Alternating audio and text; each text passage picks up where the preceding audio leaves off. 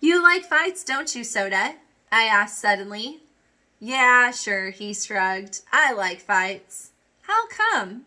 I don't know. He looked at me puzzled. It's action. It's a contest, like a drag race or a dance or something. Shoot, said Steve. I want to beat those Socias' heads in. When I get in a fight, I want to stomp the other guy good. I like it, too. How come you like fights, Derry? I asked, looking up at him as he stood behind me, leaning in the kitchen doorway. He gave me one of those looks that hide what he's thinking. But Soda piped up. He likes to show off his muscles. I'm going to show 'em off on you, little buddy, if you get any mouthier. I digested what Soda had said. It was the truth. Derry liked anything that took strength, like weightlifting or playing football or roofing houses, even if he was proud of being smart too. Derry never said anything about it, but I knew he liked fights. I felt out of things. I'll fight anyone anytime, but I don't like to. I don't know if you ought to be in this rumble pony, Derry said slowly. Oh no, I thought in mortal fear, I've got to be in it. Right then, the most important thing in my life was helping us whip the Socias. Don't let him make me stay home now. I've got to be in it. How come? I've always come through before, ain't I? Yeah, Derry said with a proud grin. You fight real good for a kid your size. But you were in shape before. You lost weight and you don't look so great, kid. You're tensed up too much. Shoot, said Soda, trying to get the ace out of his shoe without Steve seeing him. We'll all get tensed up before a rumble. Let him fight tonight. Skin never hurt anyone. No weapons, no danger. I'll be okay, I pleaded. I'll get a hold of a little one, okay? Well, Johnny won't be there this time. Johnny and I sometimes ganged up on one big guy. But then Curly Shepherd won't be there either. Or Dally, and we'll need every man we can get. What happened to Shepherd? I asked, remembering Tim Shepherd's kid brother. Curly, who was a tough, cool, hard as nails Tim in miniature, and I had once played chicken by holding our cigarette ends against each other's fingers. We stood there, clenching our teeth and grimacing, with sweat pouring down our faces, and the smell of burning flesh making us sick, each refusing to holler, until Tim happened to stroll by. When he saw what we were really burning holes in each other, he cracked our heads together, swearing to kill us both if we ever pulled a stunt like that again. I saw the scar on my forefinger. Curly was an average downtown hood, tough and not real bright, but I liked him. He could take anything. He's in the cooler, Steve said, kicking the ace out of Soda's shoe. In the reformatory. Again, I thought, and said, let me fight, Derry. If it was blades or chains or something, it would be different. Nobody ever really gets hurt in a skin rumble. Well, Derry gave in. I guess you can. But be careful, and if you get in a jam, holler and I'll get you out. I'll be okay, I said wearily. How come you never worry about Soda Pop as much? I don't see you lecturing him. Man, Derry grinned and put his arm across Soda's shoulders. This is one kid brother I don't have to worry about. Soda punched him in the ribs affectionately. This kiddo can use his head. Soda looked down at me with a mock superiority, but Derry went on. You can see he uses it for one thing, to grow hair on. He ducked Soda's swing and took off for the door. Two-Bit stuck his head in the door just as Derry went flying out of it. Leaping as he went off the steps, Derry turned a somersault in mid-air, hit the ground, and bounced up before Soda could catch him. "Wellop," Two-Bit said cheerfully, cocking an eyebrow. "I see we are in prime condition for a rumble. Is everybody happy?" "Yeah," screamed Soda, as he too did a flying somersault off the steps. He flipped up to walk on his hands and then did a no-hands cartwheel across the yard to beat Jerry's performance. The excitement was catching. Screeching like an Indian, Steve went running across the lawn in flying leaps, stopped suddenly and flipped backward. We could all do acrobatics because Jerry had taken a course at the Y and then spent a whole summer teaching us everything he'd learned on the grounds that it might come in handy in a fight. It did, but it also got Two-Bit and Soda gelled once. They were doing mid-air flips down a downtown sidewalk, walking on their hands and otherwise disturbing the public and the police. Leave it to those two to pull something like that. With a happy whoop, I did a no-hands cartwheel off the porch steps, hit the ground, and rolled to my feet. Two-Bit followed me in a similar manner. "I'm a greaser," Soda Pop chanted. "I am a JD and a hood. I blacken the name of our fair city. I beat up people. I rob gas stations. I am a menace to society. Man, do I have fun." "Greaser, greaser, greaser," Steve sing-songed. "Oh, victim of environment, underprivileged, rotten, no-count hood." "Juvenile delinquent, you're no good," Jerry shouted. "Get thee hence, white trash," Two-Bit said in a snobbish voice. "I'm a soch. I'm the privileged and the well-dressed. I throw beer blasts, drive fancy cars, break windows at fancy parties."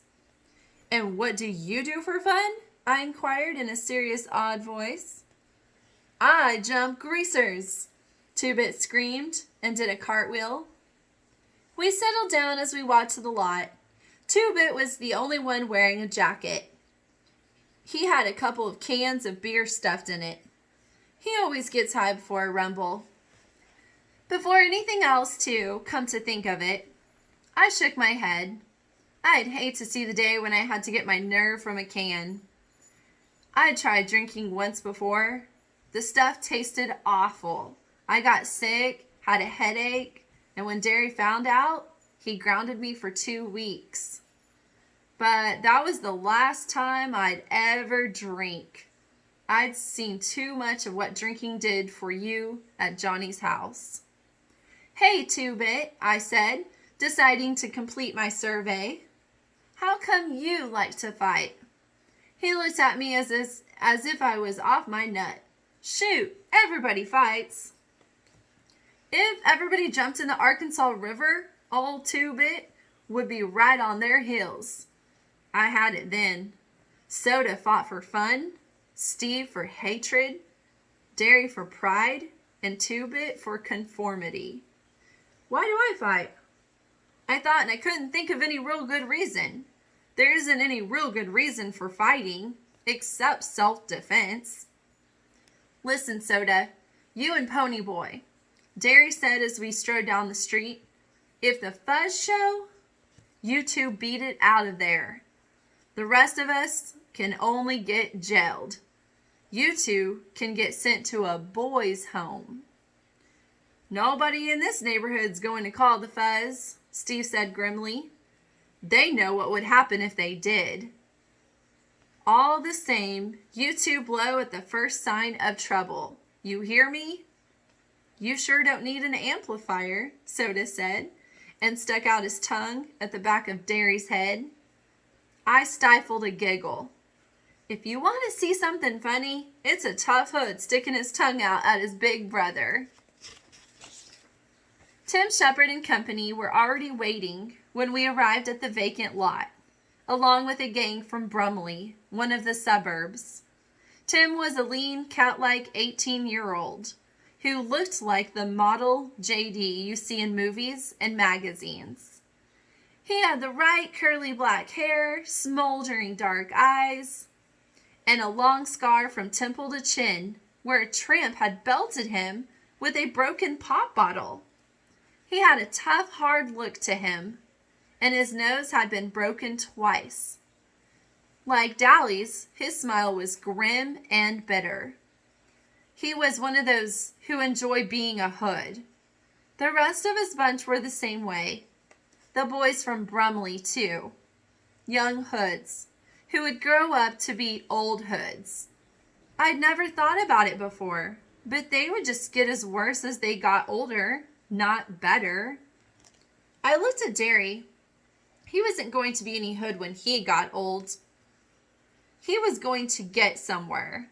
Living the way we do would only make him more determined to get somewhere.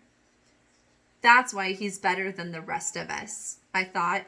He's going somewhere. And I was going to be like him. I wasn't going to live in a lousy neighborhood all of my life. Tim had the tense, hungry look of an alley cat. That's what he's always reminded me of, an alley cat. And he was constantly restless. His boys ranged from 15 to 19, hard-looking characters who were used to the strict discipline Tim gave out. That was the difference between his gang and ours. They had a leader and were well organized. We were just buddies who stuck together. Each man was his own leader. Maybe that was why we could whip them. Tim and the leader of the Brumley outfit moved forward to shake hands with each of us, proving that our gangs were on the same side in this fight. Although most of the guys in these two outfits weren't exactly what I'd like to call my friends. When Tim got to me, he studied me, maybe remembering how his kid brother and I had played chicken. You and the quiet black-headed kid were the ones who killed that Soch? Yeah, I said, pretending to be proud of it. Then I thought of Cherry and Randy, and I got a sick feeling in my stomach. Good going, kid. Curly always said you were a good kid. Curly's in the reformatory for the next 6 months. Tim grinned ruefully, probably thinking of his roughneck, hard-headed brother. He got caught breaking into a liquor store, he went on to call Curly every unprintable name under the sun, in Tim's way of thinking, terms of affection. I surveyed the scene with pride. I was the youngest one there. Even Curly, if he had been there, had turned 15, so he was older than me. I could tell Dare realized this too. And although he was proud, I also knew he was worried. Shoot, I thought. I'll fight so good this time, he won't ever worry about me again. I'll show him that someone besides Soda Pop can use his head. One of the Brumley guys waved me over. We mostly stuck with our own outfits, so I was a little leery of going over to him. But I shrugged. He asked to borrow a weed, then lit up. That big guy with you all, you know him pretty well? I ought to. He's my brother, I said. I couldn't honestly say yes. I knew Derry as well as he knew me, and that isn't saying a whole lot. No kidding. I got a feeling he's going to be asked to start the fireworks around here. He's a pretty good bopper. He meant rumbler. Those Brumley boys have weird vocabularies. I doubt if half of them can read a newspaper or spell much more than their names, and it comes out in their speech. I mean, you take a guy that calls a rumble bop action, and you can tell he isn't real educated. Yep, I said, but why him? He shrugged. Why anybody else? I looked our outfits over. Most greasers don't have real tough builds or anything. They're mostly lean and kind of panther-looking in a slouchy way. This is partly because they don't eat much and partly because they're slouchy. Derry looks like he could whip anyone there. I think most of the guys were nervous because of the no weapons rule. I didn't know about the Brumley boys, but I knew Shepherd's gang were used to fighting with anything they could get their hands on. Bicycle chains, blades, pop bottles, pieces of pipe, pool sticks, or sometimes even heaters. I mean guns. I have a kind of lousy vocabulary too, even if I am educated. Our gang never went in for weapons. We're just not that rough. The only weapons we ever used were knives, and shoot, we carried them mostly just for looks. Like Two-Bit with his black-handled switch. None of us had ever really hurt anybody or wanted to. Just Johnny, and he hadn't wanted to. "Hey, Curtis," Tim yelled. I jumped. "Which one?" I heard Soda yell back. "The big one. Come on over here." The guy from Brumley looked at me. "What did I tell ya?" I watched Derry going toward Tim and the leader of the Brumley boys. He shouldn't be here, I thought suddenly. I shouldn't be here, and Steve shouldn't be here, and Soda shouldn't be here, and Two-Bit shouldn't be here. We're greasers, but not hoods, and we don't belong with this bunch of future convicts. We could end up like them, I thought. We could. And the thought didn't help my headache. I went back to stand with Soda and Steve and Two-Bit then, because the Socias were arriving, right on time. They came in 4 carloads and filed out silently. I counted 22 of them. There were 20 of us, so I figured the odds were as even as we could get them. Derry always liked to take on 2 at a time anyway. They looked like they were all cut from the same piece of cloth, clean-shaven, with semi-beetle haircuts, wearing striped or checkered shirts, with light red or tan-colored jackets or Madras ski jackets. They could just as easily have been going to the movies as to a rumble. That's why people don't ever think to blame the Socias and are always ready to jump on us. We look hoodie and they look decent. It could be just the other way around. Half of the hoods I know are pretty decent guys underneath all that grease. And from what I've heard, a lot of Socias are just cold-blooded, mean, but people go just by looks. They lined up silently facing us, and we lined up facing them. I looked for Randy, but I didn't see him. I hoped he wasn't there. A guy with a Madras shirt stepped up. "Let's get the rules straight.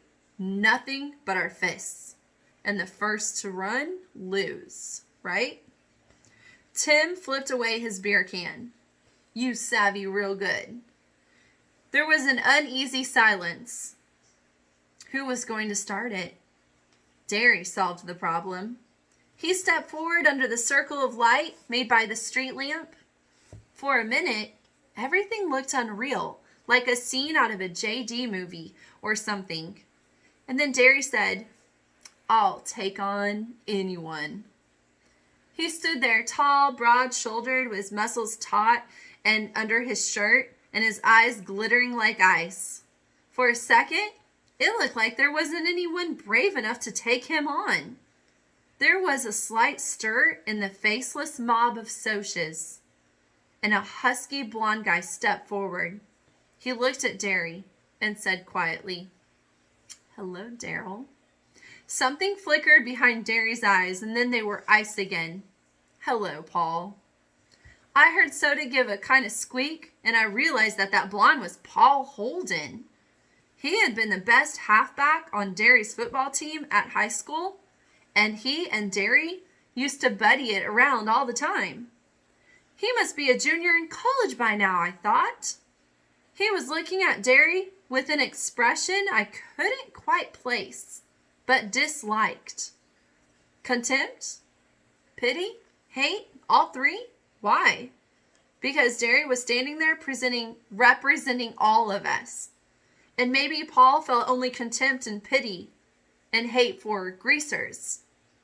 Derry hadn't moved a muscle or changed expression, but you could see how he hated Paul now. It wasn't only jealousy. Derry had a right to be jealous. He was ashamed to be on our side, ashamed to be seen with the Brumley boys, Shepard's gang, and maybe even us. Nobody realized it but me and Soda. It didn't matter to anyone but me and Soda. That's stupid, I thought swiftly. They both come here to fight, and they're both supposed to be smarter than that. What difference does this side make? Then Paul said, "I'll take you," and something like a smile crossed Derry's face. I knew Derry had thought he could take Paul any time. But that was 2 or 3 years ago. What if Paul was better now? I swallowed. Neither of my brothers had ever been beaten in a fight, but I wasn't exactly itching for someone to break the record. They moved in a circle under the light, counterclockwise, eyeing each other, sizing each other up, maybe remembering old faults and wondering if they were still there. The rest of us waited with mounting tension. I was reminded of Jack London's books. You know, where the wolf pack waits in silence for one of the 2 members to go down in a fight. But it was different here. The moment either one swung a punch, the rumble would be on. The silence grew heavier, and I could hear the harsh, heavy breathing of the boys around me. Still, Derry and the Soch walked slowly in a circle. Even I could feel their hatred. They used to be buddies, I thought. They used to be friends. And now they hate each other because one has to work for a living and the other comes from the West Side. They shouldn't hate each other. I don't hate the Soches anymore. They shouldn't hate... "Hold up," a familiar voice yelled. "Hold it." Derry turned to see who it was, and Paul swung. A hard right to the jaw that would have felled anyone but Derry. The rumble was on. Dallas Winston ran to join us. I couldn't find a Soch my size, so I took the next best size and jumped on him.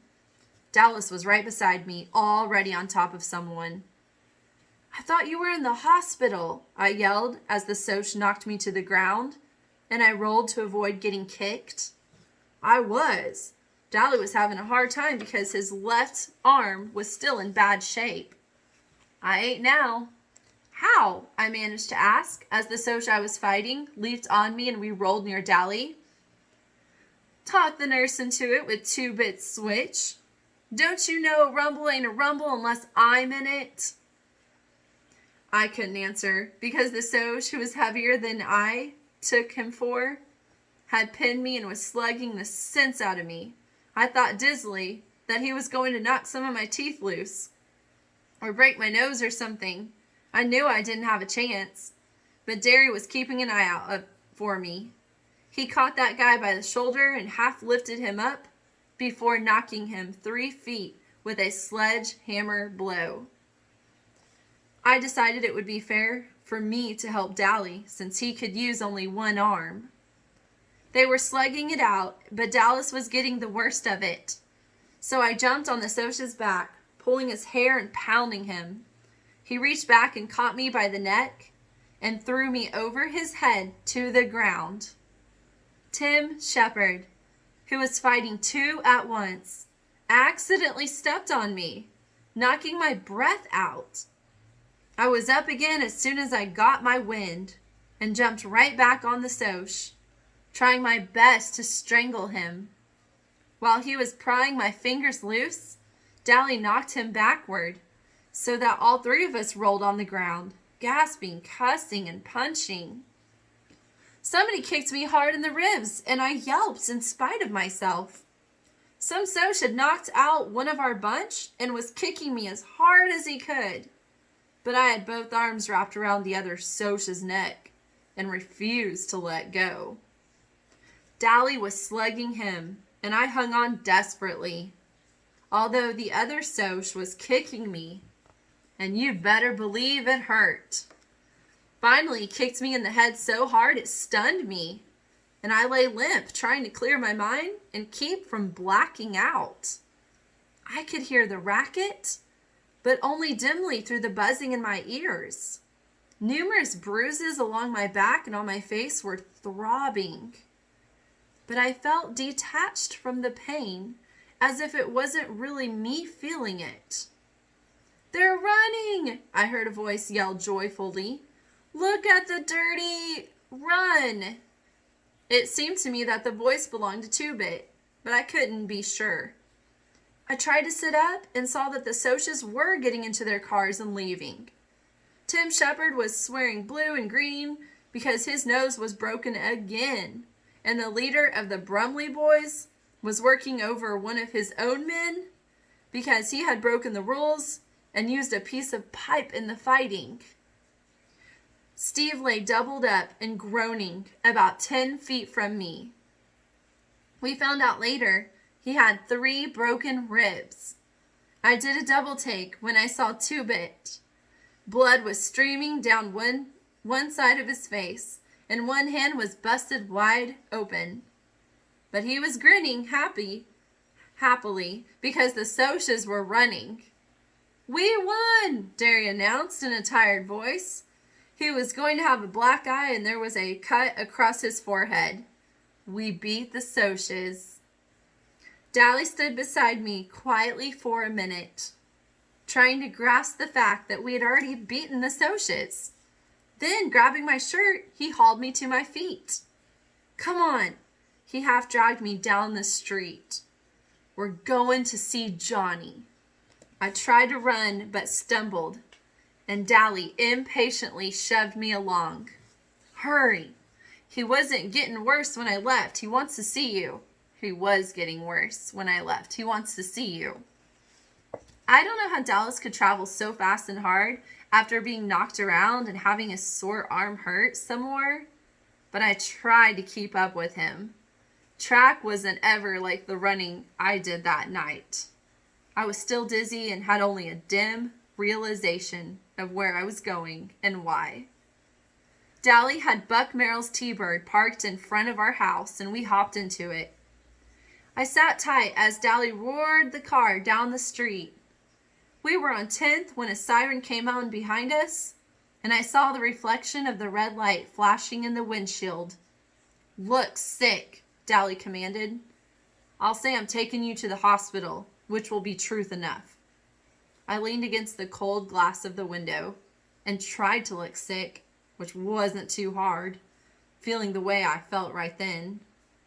The policeman looked disgusted. "All right, buddy, where's the fire?" "The kid," Dally jerked a thumb toward me. "He fell over on his motorcycle, and I'm taking him to the hospital." I groaned, and it wasn't all fake out. I guess I looked pretty bad too, being cut and bruised like I was. The fuzz changed his tone. "Is he real bad? Do you need an escort?" "How would I know if he's bad or not? I'm no doc." "Yeah, we could use an escort." And the policeman got back in his car. I heard Dally hiss, "Sucker." With the siren ahead of us, we made record time getting to the hospital. All the way there, Dally kept talking and talking about something, but I was too dizzy to make out most of it. "I was crazy, you know that, kid? Crazy for wanting Johnny to stay out of trouble, for not wanting him to get hard. If he'd been like me, he'd never have been in this mess. If he'd got smart like me, he'd never have run into that church. That's what you get for helping people. Editorials in the paper and a lot of trouble. You'd better wise up, Pony. You get tough like me, and you don't get hurt. You look out for yourself, and nothing can touch you." He said a lot more stuff, but I didn't get it all. I had a stupid feeling that Dally was out of his mind, the way he kept raving on, because Dallas never talked like that. But I think now I would have understood if I hadn't been sick at the time. The cops left us at the hospital as Dally pretended to help me out of the car. The minute the cop was gone, Dally let go of me so quick I almost fell. Hurry! We ran through the lobby and crowded past people into the elevator. Several people yelled at us, and I think because we were pretty racked up looking. But Dally had nothing on his mind except for Johnny, and I had to follow Dally. When we finally got to Johnny's room, the doctor stopped us. "I'm sorry, boys, but he's dying." "We gotta see him," Dally said and flicked out two-blade switchblade. His voice was shaking. "We're gonna see him, and if you give me any static, you'll end up on your own operating table." The doctor didn't bat an eye. "You can see him, but it's because you're his friends, not because of that knife." Dally looked at him for a second and then put the knife back in his pocket. We both went into Johnny's room, standing there for a second, getting our breath back in heavy gulps. It was awful quiet. It was scary quiet. I looked at Johnny. He was very still, and for a moment, I thought in agony, "He's dead already. We're too late." Dally swallowed, wiping the sweat off his upper lip. "Johnny cake," he said in a hoarse voice.